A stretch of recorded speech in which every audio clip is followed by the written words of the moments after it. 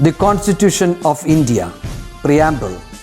We, the people of India, having solemnly resolved to constitute India into a sovereign, socialist, secular, democratic republic and to secure to all its citizens justice, social, economic and political, liberty of thought, expression, belief, faith and worship, equality of status and of opportunity, and to promote among them all fraternity, assuring the dignity of the individual and the unity and integrity of the nation.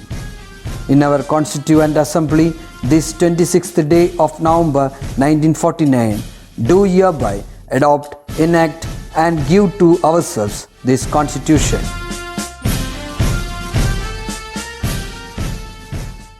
Hello everyone, how are you? Happy? Can you see the background? As our chapter deals with agriculture, I thought I'll make the visual, the background visual, a field. How is it? Nice? Okay. So in the previous class, we had discussed about the crisis in the agricultural sector, then how can we overcome those crises by scientifically approaching them. All those things we had discussed, isn't it? And the first and foremost thing needed for or required for cultivating crops is soil. So we had discussed on soil also in the last class. What is the importance of fertile soil in agricultural sector, then how can we improve the soil fertility, what is the importance of soil testing, why pH of soil is so important. All these factors we had discussed in the last class. So using fertilizers is very important to make the soil fertile, isn't it? So farmers use different types of fertilizers to make the soil fertile. They use biofertilizers, chemical fertilizers, green leaf manure, etc. Okay, so you have already got a basic knowledge about chemical fertilizers, biofertilizers and green leaf manure, etc. in the last year, 7th standard. We have already discussed all these things, isn't it? But still, biofertilizers means the plant and animal waste, that is the organic waste are the biofertilizers, and chemical fertilizers contain the chemicals which improve the soil fertility like Factum Phos, urea, NPK mixture, etc. These are the chemical fertilizers which also improves the soil fertility. Then you know the green leaf manure, nammal pachila valam ennokka parayanathu alle chela എന്താ പറയുക കാലാവസ്ഥയിൽ അല്ലെങ്കിൽ ചില മാസങ്ങളൊക്കെ വരുമ്പോൾ നമ്മൾ മരങ്ങളുടെ ചില്ലകളും ഇതൊക്കെ വെട്ടി തെങ്ങിൻ്റെയൊക്കെ തടത്തിലിട്ട് കൊടുക്കും അല്ലേ, കാരണം അത് അതവിടെ കിടന്ന് ചീഞ്ഞ് കഴിഞ്ഞാൽ മണ്ണിന് അത് വളമായിട്ട് മാറും. അതാണ് നമ്മൾ പച്ചില വളം എന്നൊക്കെ പറയുന്നത്. നമ്മൾ അടിച്ചു കൂട്ടുന്ന ഇലകളൊന്നും നമ്മൾ കളയാറില്ല അല്ലേ, അതൊക്കെ തടങ്ങളിൽ ഇട്ട് കൊടുക്കും. Because that green leaf is a good manure. When it decomposes, that will improve the soil fertility. So these are the important fertilizers or different types of fertilizers farmers use to improve the soil fertility. Okay, then let us have a look at the picture given in the textbook. In that you can see a lady, she is standing near a Krishi Bhavan. Okay, so have you heard about Krishi Bhavan? Yes, farmers get a lot of informations about the agriculture from the Krishi Bhavan, isn't it? The officer in the Krishi Bhavan will give necessary informations to the farmers about the good quality seeds, the manures, fertilizers, everything. The officer in the Krishi Bhavan will give informations to the farmers, they will help them.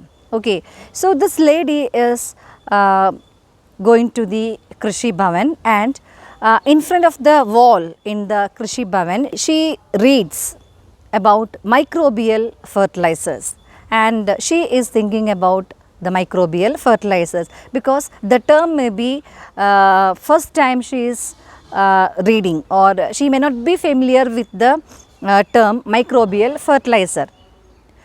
Usually people will know about biofertilizers or chemical fertilizers, green leaf manure, etc. This microbial fertilizer may not be much familiar. Okay, so what is a microbial fertilizer?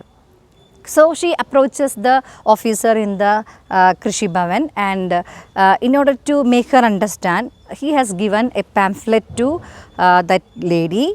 So what is the content of the pamphlet is given there in the textbook. Let us go through it. Okay, so it is about microbial fertilizers. So microbial fertilizers are substances that contains microbes which increase the soil fertility. So these substances contains microbes. These microbes like bacteria, fungus, etc. these will improve the soil fertility. Okay, so what is the role of microbes? Microbes enables to increase the soil factors which improve the soil fertility. Okay, so some microbes like bacteria like Acetobacter, Rhizobium, Azospirillum, then aquatic plants like Azolla, these will increase the nitrogen content in the soil. So you are familiar with the Rhizobium and Acetobacter, isn't it? They are nitrogen fixing bacteria, and these nitrogen fixing bacteria are living in the root nodules of leguminous plants, and they will increase the nitrogen content in the soil. And Azolla is an aquatic plant. This also increase the nitrogen content in the soil because there are certain bacteria, nitrogen fixing bacteria are living in the Azolla, that will increase the nitrogen content in the soil. Okay, so this is how the microbial fertilizers are useful for agriculture. They will increase the soil factors like the essential elements like nitrogen, phosphorus, carbon, hydrogen, oxygen. They will increase or they will provide these kind of soil factors. Okay, and moreover these microbial fertilizers will decompose the organic waste, that is the biofertilizers in the soil, so that the soil will become fertile. But before applying microbial fertilizers, we have to take care of certain things. That is, before applying microbial fertilizers, we have to make sure that the presence of biofertilizers in the soil. That is the one thing. Then the second thing is we have to provide proper irrigation. That is, if there are plant and animal waste are there in the soil, we have to provide irrigation. That means we have to water. So this wet condition will increase the activity of microbes. Then the third condition is we are not supposed to apply microbial fertilizers along with chemical fertilizers or chemical pesticides, because these chemicals will destroy the microorganisms. So these are the three important factors we have to take care of while we apply microbial fertilizers. Clear, children? Okay. Now we are moving on to the next topic, that is what are the consequences of excessive use of or excessive application of chemical fertilizers. You know that chemical fertilizers contains chemicals, isn't it? So chemicals are not at all good for any living being.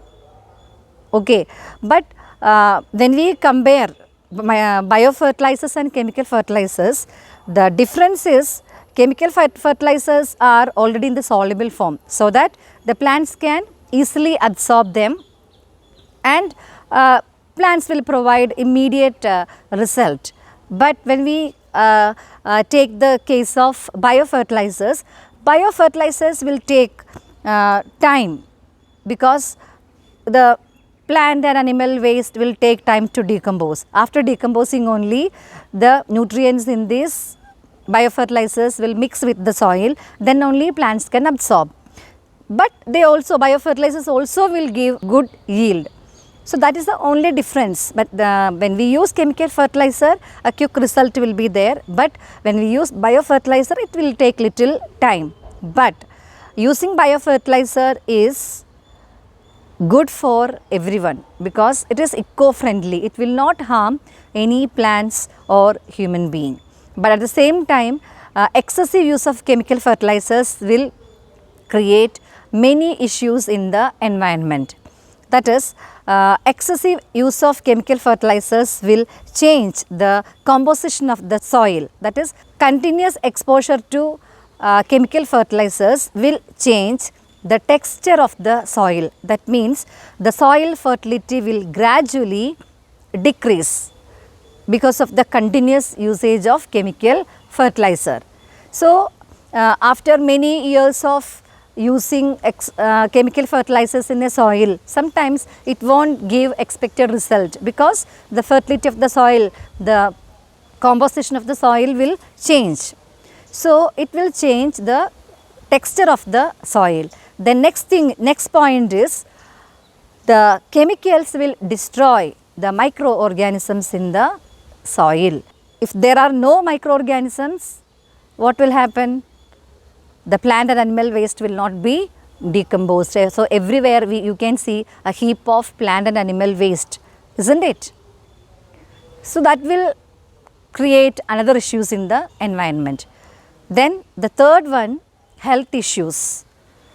See, when farmers apply chemical fertilizers or chemical pesticides also they use, isn't it? So, there are chances to enter the chemicals when we eat the grains, food grains as well as fruits, vegetables.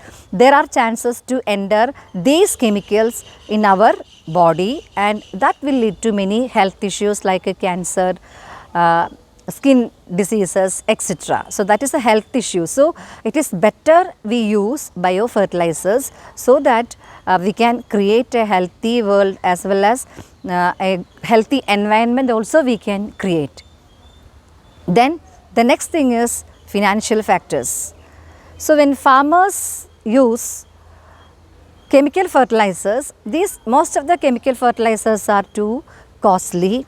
So, farmers will have to spend a lot of money for purchasing this chemical fertilizers. That will make them debtors in the future because a huge amount of money they will have to invest in the agriculture in order to get a profit. But when they get the profit, they will not be able to remit the loan amount because most of the farmers will take loans and all from the bank for starting the cultivation of crops, isn't it? So, this profit may not be sufficient for them actually. So, it is better to use biofertilizers and whatever available in our own environment. Using that we can start cultivation. That will be better for getting good profit. That will be better. So, these are the consequences of excessive use of chemical fertilizers. Okay, hope you all have understood the concepts we have discussed now. With this, I am winding up this session. So, go through the portions we have discussed today, and if you have any doubt you can contact me. So, see you in the next class. Until then, this is your Maya teacher signing off. Thank you.